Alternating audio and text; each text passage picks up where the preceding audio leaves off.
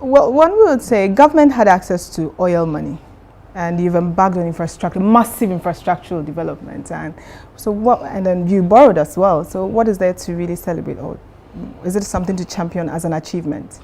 I think that the basis for economic growth and progress is putting in the relevant social and economic infrastructure. One, it helps to promote investment. It attracts foreign direct investment. It promotes local investment. But even if you look at most countries that have been going through the world economic crisis, have been going through economic crisis, one of the ways of stimulating growth in the economy is public works. And so in building those hospitals, in building the schools, in building the roads, Ghanaians are being employed. Ghanaian companies are the ones building the schools. All the schools are being built by Ghanaian companies. The roads are being built by Ghanaian companies. So it's stimulating employment. It is recirculating that money within the economy. So even the process of putting in the social infrastructure, social and economic infrastructure is stimulating growth in the economy. I gave an example. The 4 schools that I commissioned, the community day schools, Sure.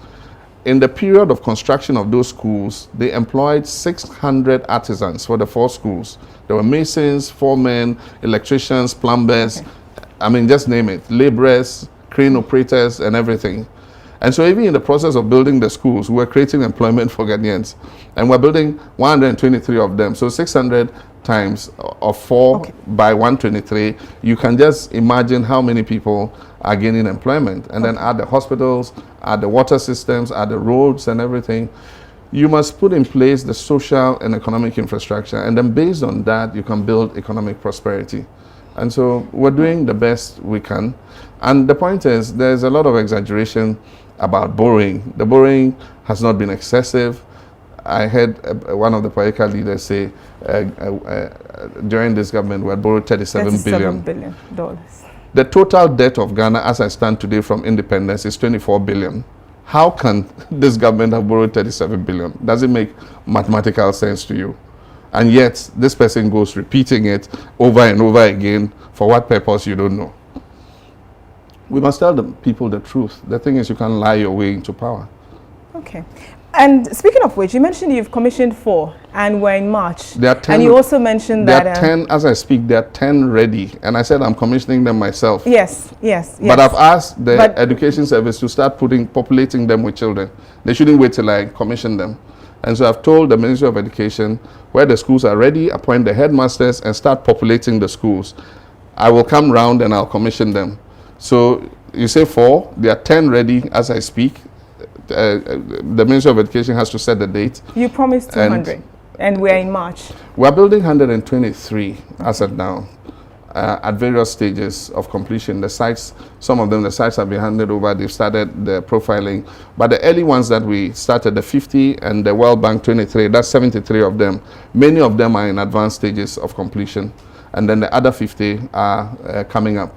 And so 123, yes, we promised 200. We have 123 ongoing. Will they be ready before elections? Many of them will be ready before elections. Okay. And what I'm saying is we're not waiting to finish all before we populate the schools. And so as we're finishing the schools and they're handing over to Ministry of Education, we're putting the children into school. Okay. What would you say is the single most important achievement of the John Mahama administration, first term? What would you say? We've been dealing with a lot of things, and so when I'm asked this question, I cannot really answer it, because when we came into office, there were challenges in virtually all sectors. And so it's difficult to single out one thing and say that I think is the most important achievement. But for me, I think the most important achievement is that we've continued the tradition of my predecessors. President Rawlings took it, he handed over to President Kufuor and then to President Mills. We've maintained a stable, peaceful country where we're touted as a model of democracy. People have free speech. They are able to go about their duties. We respect human rights. We respect constitutional governance. I think that if you ask of an achievement, is that the mantle was handed over to me, and I've been able to maintain, what was handed over to me by my predecessors. What has been the most challenging part of your presidency? The most challenging? I'll say that the most challenging has been the power crisis. Yeah, it is the one thing that has engaged, a significant part of my attention throughout this administration. I've had the most briefs from the Minister of Power than from any other minister in my administration, even more than the Minister of Finance. And so if you ask me what the most challenging issue was that I had to deal with, then it's the power crisis. Okay. You talk about my government is, when we hear something, we investigate it. If somebody says something is going on here, we go there and we investigate it. So you're committed to fighting corruption. And do you think that has given your government rather a bad name? I spoke about it in the State of the Nation and said that... Because you really sounded worried in the State of the Nation. Yeah, I said the political risk you face in investigating corruption in a society that is open with a very, vibrant media is that it heightens people's perception of corruption. Unfortunately, in the past, corruption was investigated only when one government handed over to the next. Then the new government went after the, officials of the old government to account. In this government, we're not waiting to hand over, before investigations take place.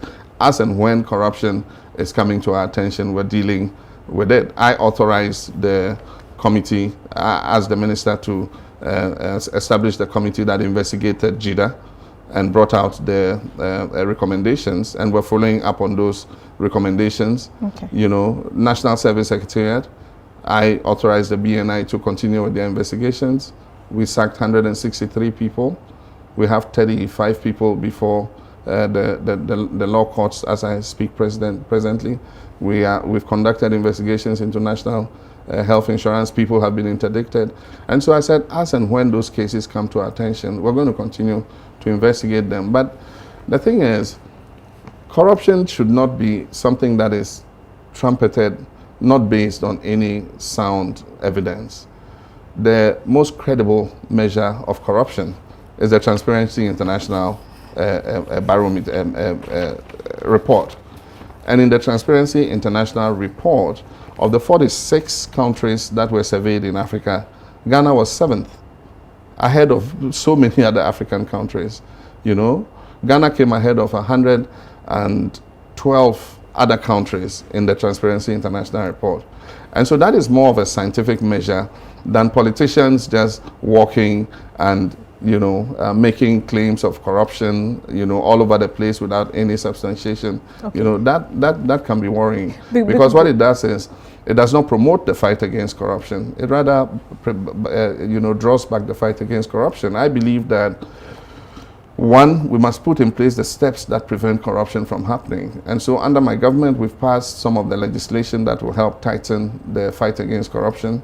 We're employing technology to try and reduce human discretion in a lot of things. Public financial management system in Ministry of Finance, the gift system has been rolled out. The MDAs are all being hooked on, so that in real time, transactions are conducted on that platform. Okay. And do not give people the opportunity to go forge and fake documents. These are all things that we're doing. Okay. But Mr. President, well, I've heard others say that we live in the country and we're experiencing it regardless of what Transparency International says. And that, yes, investigations will be done. You've cited the example of National Service where some persons have been arrested. Suddenly what happened? Last year, Transparency International was important. The year before, it was important. Suddenly this year, in an election year, we live in the country, forget about transparency. I mean, you cannot eat your cake and have it. You cannot create double standards. If we accept that Transparency International is the most scientific instrument we have for measuring corruption now, and suddenly this year, the results come and we're not happy with it, so we say, no, we live in the country. Okay, you live in the country. What scientific measure of corruption do you have? It's your perception. And I'm saying that the political risk that I take is that in investigating corruption, it heightens people's perceptions. Because the media reports it, you hear it, you understand. There are governments that refuse to investigate and said quite bluntly, will not investigate corruption and bring down our government. Okay. What would be the theme for the, may I?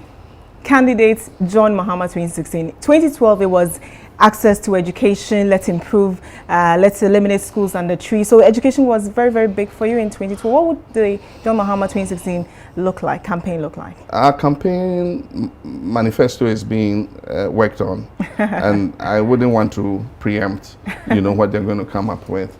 I know that the campaign team is being formed. It will be announced soon.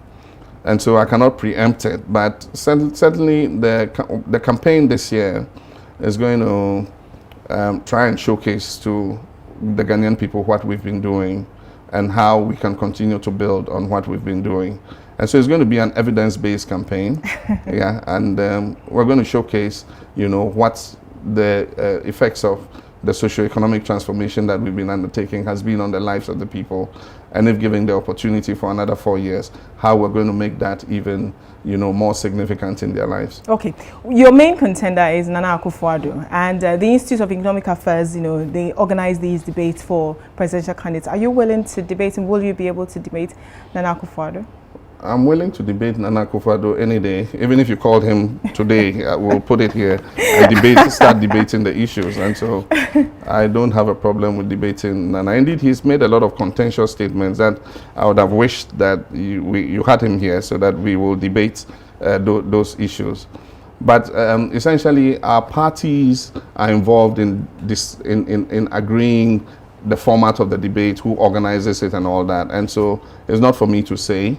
I'm sure that the NDC party, at the appropriate time, if they are invited to debate, will have to take a decision on whether they feel comfortable, with whoever is organizing the debate and all that. And so it's not for me to say. But I said I'm willing, even this afternoon, if Nana presented himself, to take him on all those contentious statements that he's made. Okay. I'm very passionate about women issues, and I know you're passionate about women issues. Very passionate. And this year you pledged, your wife was first to do that, and you pledged to support gender parity. One of the things that successive governments have not been able to do is actually ensuring that we have gender parity, whether in governance and the like. You have done well. I mean, about 28%. This government has appointed more women than any government in the past. Yes. Yeah. Yes, but parity is not 40-60. Parity is not 30-70. Parity is 50-50. So what is the difficulty? Is it that we don't have women who are qualified and capable? That is why governments have not been able to equal it. We're building towards that. And that's why we keep going up. We hit 30%, and it is our intention to continue to push the number of women. And I'm sure that if I had the opportunity, I'll appoint even more women, because they perform just as well, if not better, than their male counterparts. I mean, if you look at some of the female ministers in my government, Nana Jane Opoku, has done fantastically at education. Marietta Brewer-Appiah-Opong, the Attorney General, she saved this country more than $1 billion in defending judgment debt cases. There are so many of them. Oye is in gender and children, because of the work she's done in gender and children. The donors have come back on board and are supporting her in many of the programs. So women have done exceptionally well, and I feel comfortable, appointing them into my government. But I think that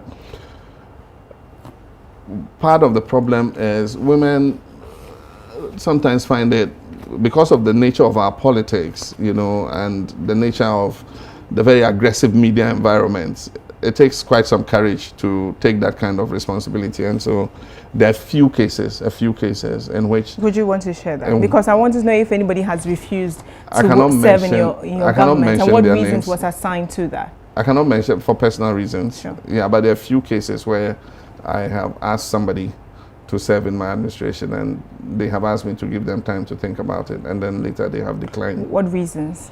Personally, just say personal reasons. But I do think that it is our political environment. It is our penchant to politicize everything and attack office holders.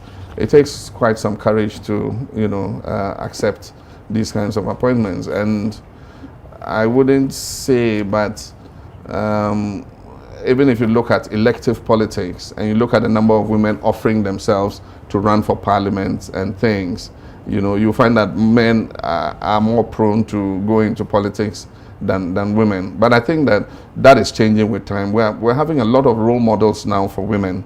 And so I think that is encouraging more women. And so as time goes on, I'm sure that more women will be offering themselves. And I'm willing, I mean, if I find any qualified woman, you know, I will appoint her into position. Okay. As the final one, as the co-chair of the Sustainable Development Goals, how are you going to leverage on that for Ghana's economic development? I think it was an honor for the whole of the country for me to have been appointed, you know, as a co-chair.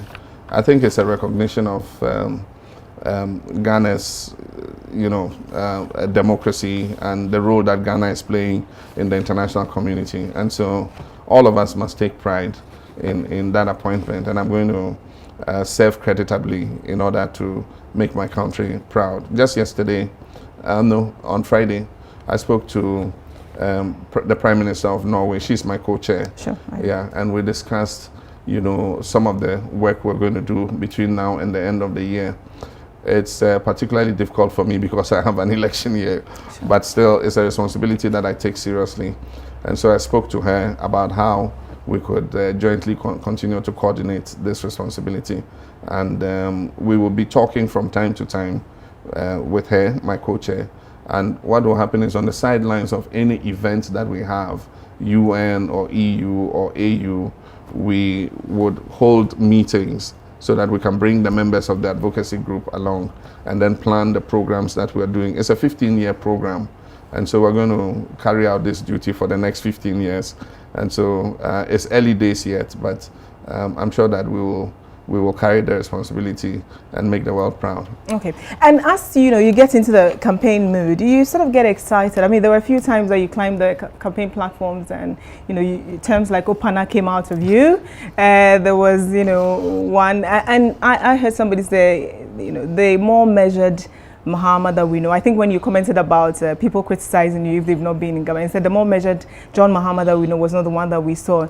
Do you think that one could be misconstrued to looking at what is happening in the US where Donald Trump climbs the stage, says things, and now people have taken, is generated into violence? And are you going to go that way, and what implications do you think that would have? I'm sure that everybody appreciates jokes, even on the political platform. I mean, Opana was meant to be a joke. Opana means wojafo. I know. So even in our local language, we have wojafo. You understand? So, but you're referring to your opponent. Opana means wojafo. Okay. So, I mean, if I say that, you know, in jest, I think that people can take that lightly. But I can understand. I've cut a certain image as a politician, you know, who is fair and friendly to even my political opponents. I tolerate other opinions. And I believe that you don't have all the knowledge in your head. And so whatever somebody else is saying has something useful in it that you can benefit from. And so that's the kind of image I've cut as a politician. And so sometimes when you enter the political fray, you know, is it a frustration or the comments get to you? People who admire me get a bit, you know, troubled. And so after that period, I received a lot of calls from, you know, many people, and they said I should just continue to be myself. That's how they know me. And so I'll continue to play my role the way, you know, that will make this country progressive. All right, but speaking of jokes, the picture of you with Uhuru Kenyatta, you know, were you pointing the arrows on there? On the brochure? No, like I said, that was just by the way. Thank you very much, Mr. President. You heard the President of the Republic, President John Dramani Mahama, talking to us here on New Day. A very big thank you for making time to joining us. There's a lot more coming up on New Day. Stay. We're back shortly.